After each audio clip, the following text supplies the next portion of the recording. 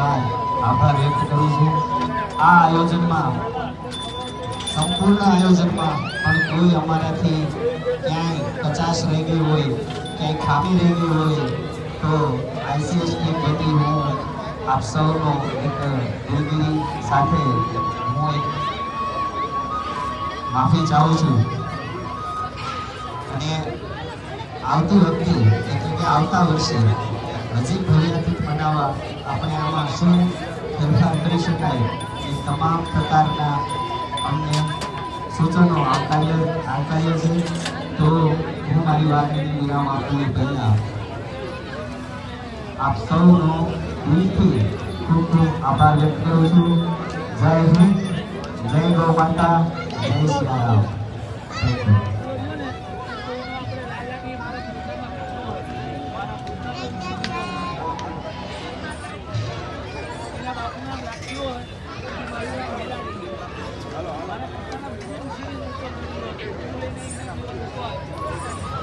બરોબર બરોબર।